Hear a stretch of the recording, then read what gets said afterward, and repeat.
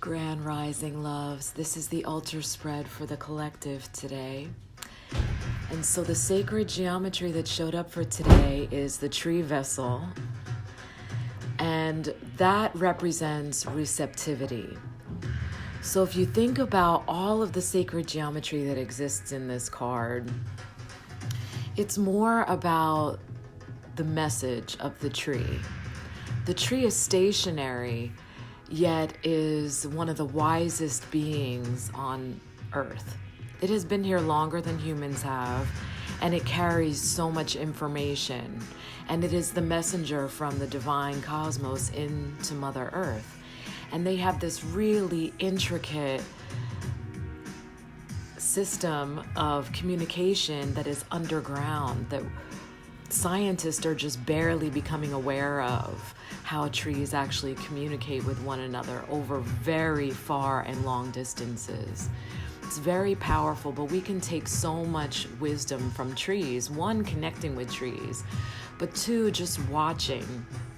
Their branches will only spread as wide as their roots will go. And so there's this complete balance, as above, so below, for the trees. And it has to be that complete balance so that their entire being stays in balance as well. How are they nourishing themselves, and how are they giving themselves light? And if you watch trees, they will even foretell the weather. My grandfather taught me this, watching the leaves. Once you can see the underside of leaves, it's going to rain. The trees know. They immediately turn their own leaves upright, underside up, to anticipate the rain and wait for the rain. And they are beautiful messengers. And so the receptivity, they are teaching us to be receptive.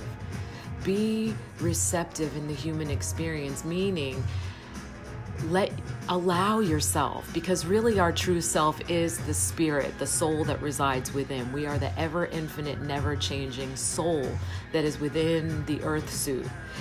We're not the intellect. We are not the physical body. We are the soul. And the soul is receptive. It's just observing. It's just being. So just be.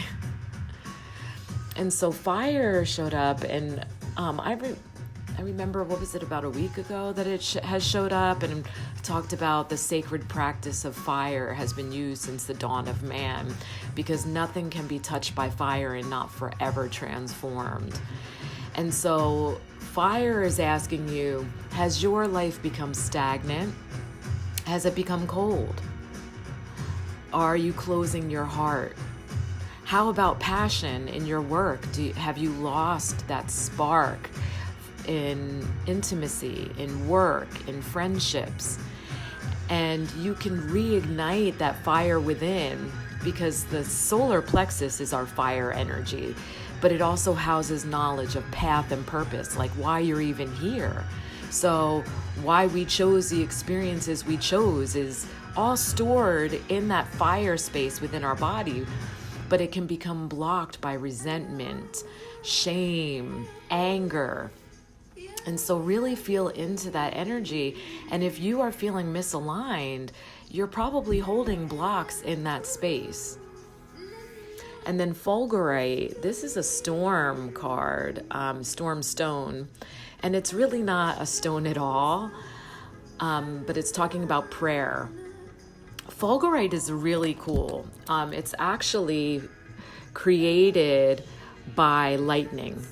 When lightning strikes sand, it creates these like straw-like tubes. So this is actually quartz, because sand is quartz.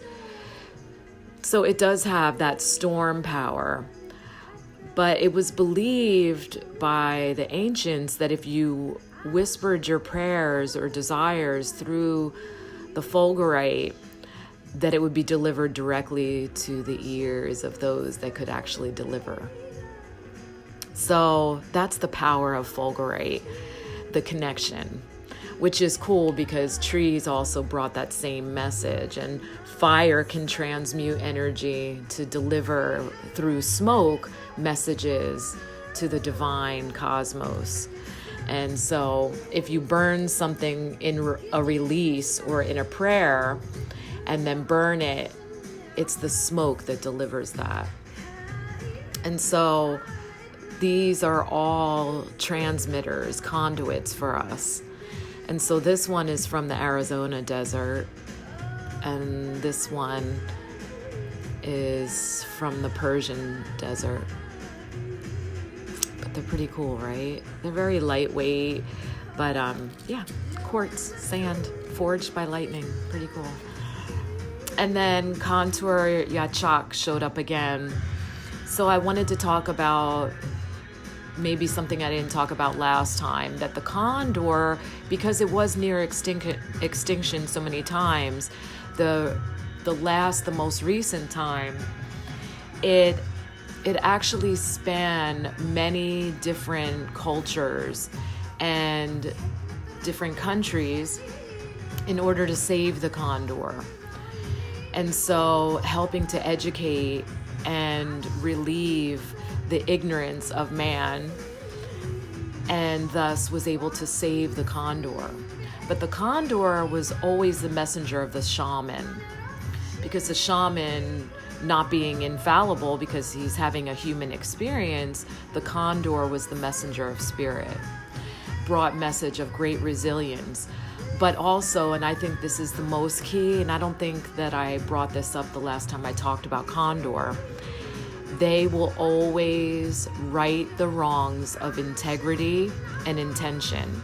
And I talk about that literally every day, all day. That's what purity means. So when religion talks about purity, it's not talking about a pristine woman or man that has not been touched, virgin. What it actually means is your intent pure? Is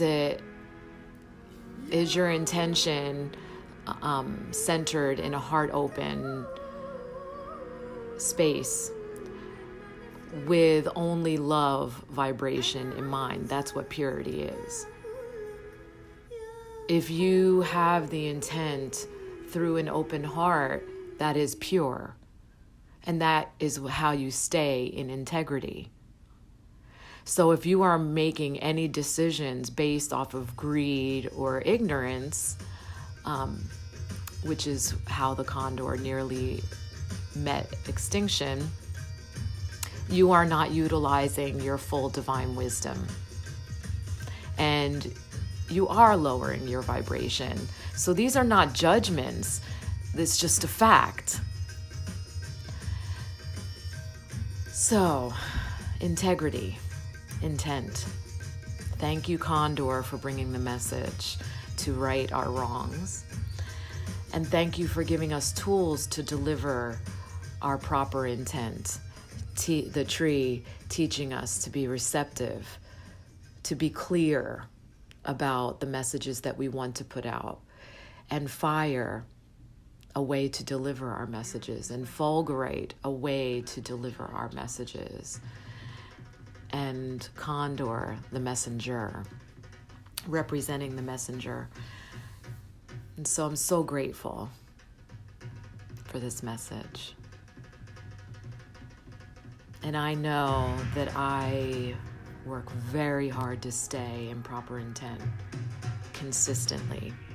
And I know that it is work, a lot of work that many are too lazy to do. I mean, if I'm just being honest. So here is me putting out the intent that all of everyone's intent will always be for the betterment of the collective.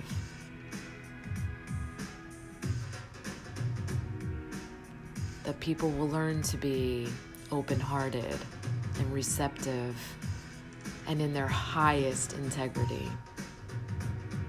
It's the only way we can return to unity consciousness and harmonize the human experience. Yes, harmonize the human experience. Thank you. I love you.